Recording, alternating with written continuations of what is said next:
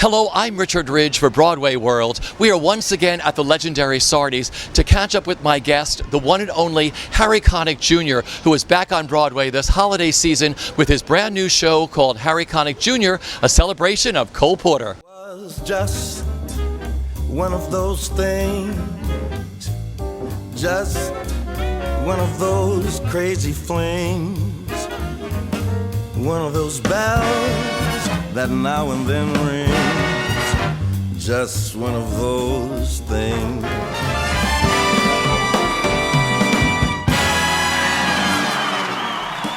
Well, first of all, now I can say it to you, welcome home to Thank Broadway. you. That makes me feel so nice. How does it feel?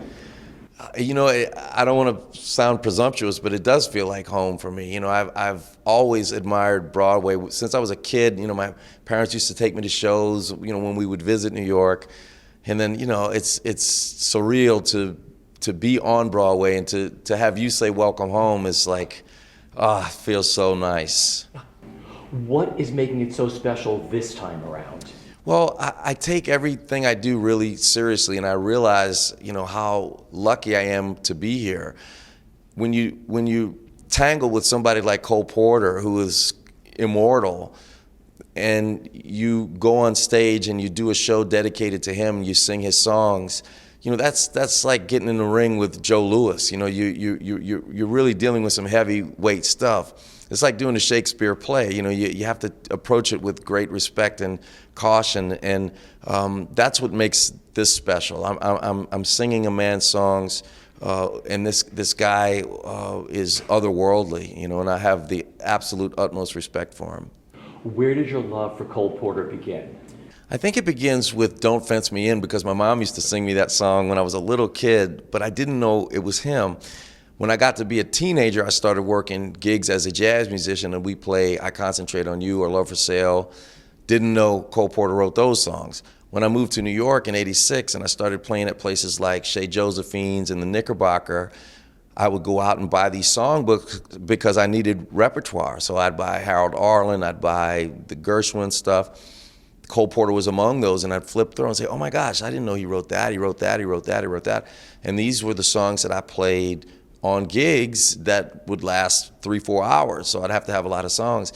And that's where my real love came for him, when I realized the breadth of his brilliance. Because, you know, his music and lyrics were always different, but you always knew it was a Isn't Cole that Porter something? song. What is that like from a musician? So just because I know his music so well, at least the music that I know so well, he would, he had certain things that were idiosyncratic to him. Like if it was an A, B, A song form, all 3 A's would be different. That very rarely happened. Or he would continue the lyrics through the bridge into the last A section. Or he would, you know, like in the case of So in Love, like the melody gets a step higher every A section. He just did things that were slightly unorthodox, or the double entendre, or the suggestivity of the song, or the sensuality of the songs were something that was so out of context to be that dead on. Like, I mean, Love for Sale, I mean, or All of You. I mean, these lyrics are intense lyrics. Almost now, I mean, I can feel people shifting in their seats a little bit when I sing some of these words in 2019, and you have to think about what it must have been like that long ago. Let's talk about the show. This is a big show. It is a big show. How big is the orchestra? It's 24 pieces, and it's got big sets. Beowulf Board designed the sets, and Ken Billington did the lights, and it's big. It's a big production. So if I had to describe it, I'd say it's probably 75% Broadway show, 25% concert. I've never seen anything like this, so when I wrote it, it was to give people a different type of experience and to show them how theatrical these Cole Porter songs can be as standalone songs, not just in the context of their original show that they were written for, but how amazing they are as theater pieces just on their own. Did I hear tap dancing? Oh yeah, there's tap dancing in it, there's singing, there's piano playing, there's acting, there's everything. There's a lot. So you started this past Saturday, was your first performance, right? That's right. Back on Broadway. Like, what was that day like for you? What was it like? Well, it was a little different because this show I wrote and directed, so the responsibilities were different. Normally, you know, at tech rehearsal at 2 o'clock when they're going over lights, you know, I might be out getting lunch or something like that. Well, that one, you know, this one I'm here for, but I love it, and to me, it's an introduction into a whole new world that I'd like to be a part of, because it's so it's just an amazing luxury to have, and I'm trying to phrase this respectfully, to have Broadway as your toolbox, to be able to create something with this level of immense talent surrounding me is incredible. To have this level of musicianship, to have this level of creativity among the people who helped me put it together is the best in the world. So it's like coming up with a car design and going into the Ferrari factory and saying, here, yeah, do whatever you want. I mean, it's amazing. So what do you remember about that first bow after that first performance? Like, what were you thinking? I just thought, you know, these people are spending a lot of money to come see me, and I want to give them something that they really think is special. And I really think about that. Like, I can't really see the people that well, but I imagine them to be individuals who are there because they planned this for 6 months and they've flown in from wherever, or they've driven in from wherever. They've gotten a hotel room, and it's a big deal, you know. And I just want them to leave saying, I would love for them to say it's the best piece of entertainment they've ever seen. That, you know, you can't always shoot that high, but I want, that's my goal, is to give them the best thing that I could possibly do.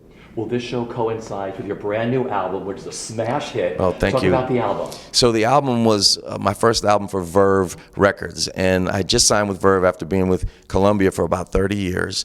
And I gave them a couple of options as to what I wanted to do for my first album. I said I could do a Cole Porter songbook album. They said, oh, we love that. So that was just a labor of love, picking the songs, going through, you know, the 800 songs that he wrote, picking the ones that I knew, ones that I didn't know that well, and then just starting with a blank canvas of manuscript paper and saying, you know, how fast is this one going to be, or, you know, what kind of groove is this going to be, or is this going to have strings or no strings, or it's going to be brass, or what is it going to be, and then just spending the next months, you know, arranging and orchestrating that. Because he has so many songs and so many that you've done. It's ridiculous. So how do you narrow it down for an album? You just have to kind of pick the ones you like and then stop. You know, I mean, I could have done 3 Cole Porter albums at least, and I just, there was so many I had to leave off just because it was one album, but I just picked ones that I really wanted to do, basically. Are there more in the show that didn't get on the Yes, album? there are some albums, some songs in the show that I've never recorded, so it's pretty cool. What are some of those? I do Night and Day, So in Love, Love for Sale is not on the album. I think there might be some more I'm blanking out. Totally won't. It's, you know your show as you do it. So. Right, that's right. Take me back to the beginning. Where did your love for music begin? Probably from my parents. They owned a record store in the 50s, and they had a lot of old records that they kept. So when I came along in '67, they were playing Cole Porter, or they were playing Nat Cole or Sinatra or Judy Garland or Louis Armstrong or whatever they were playing.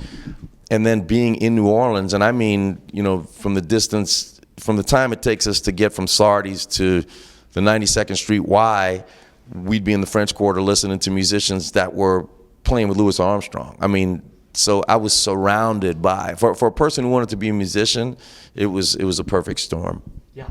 You talk about that, what Cole Porter did. Everybody recorded Cole Porter. Everyone. Like Louis Armstrong, everybody. Oh, yeah. Sinatra, everybody did. Yeah, I mean, because they were the best songs. They're always different. Like, he always took a turn. Like, he'd use these things called appoggiaturas, which is essentially, in 2 words, a wrong note. He would take notes that didn't belong and then build this tension with them. I often compare it to, like, if Picasso put the nose on somebody's head but on the side. Like, we know it doesn't belong there, but there's a reason that happens, especially in context of the arc of their careers, like why they arrived at that point to feel that they could put the nose on the side of a head. Cole Porter would do that stuff with his music, and that's what attracted these great musicians to it, because it was so full of art that it lent itself to invariable interpretation.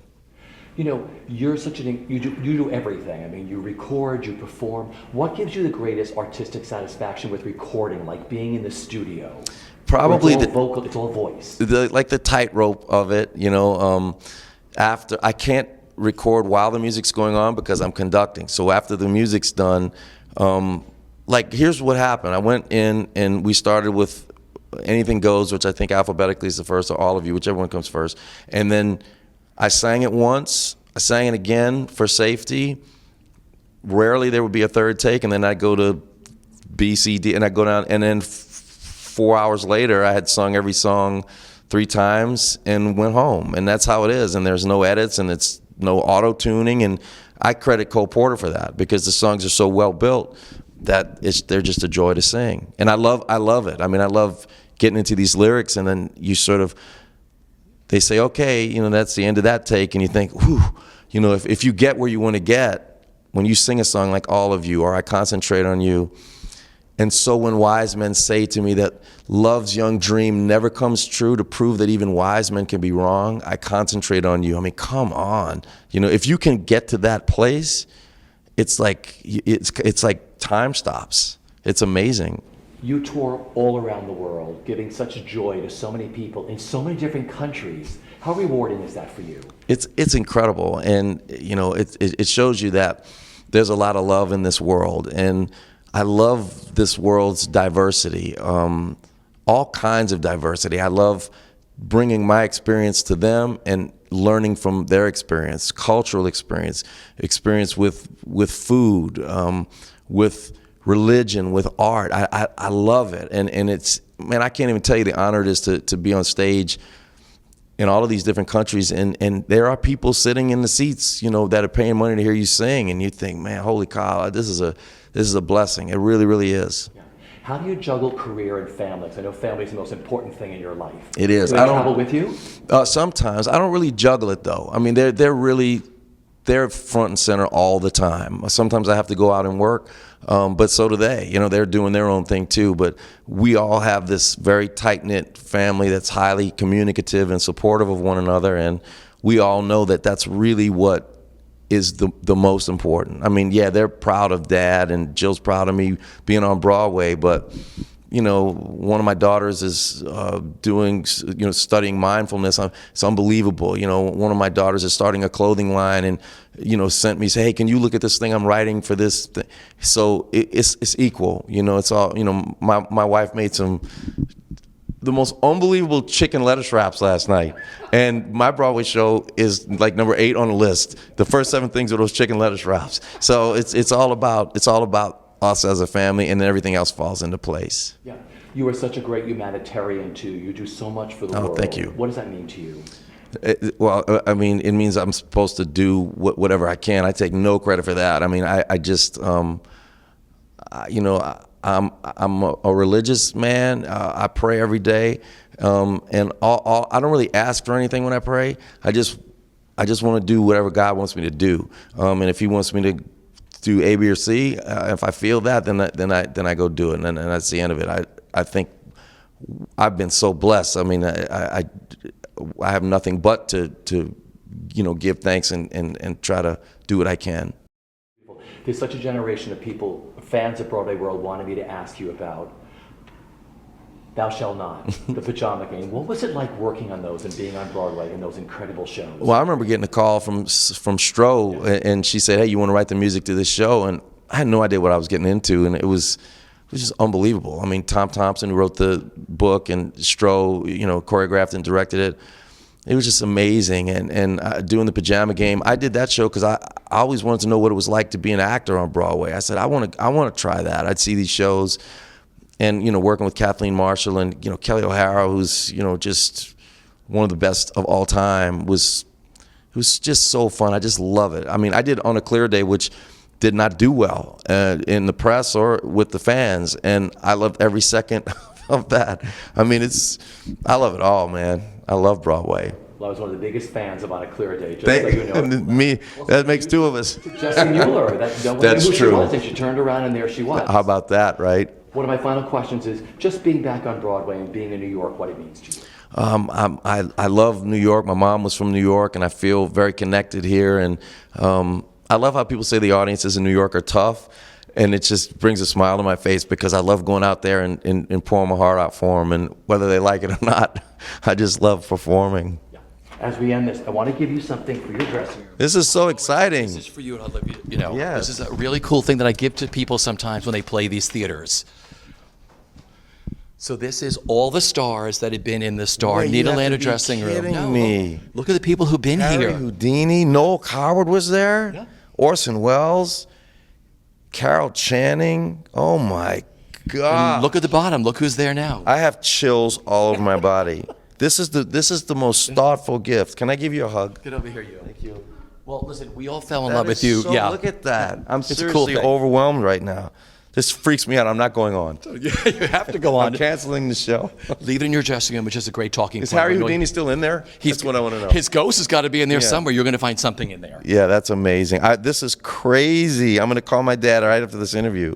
Ellen Burstyn was there. Everybody played. Frank Langella, Nathan Lane. Golly. And now Harry Connick That Jr. is so nice. You deserve something like this. You bring so much joy to so many people. Thank you. Like I said, Harry, welcome back to Thank Broadway. you so much. A real I pleasure, love my this friend. guy. I love this guy too. Go get tickets. A celebration of Cole Porter, Harry Connick Jr., right? Yes, sir. Nederlander Theater. Love you.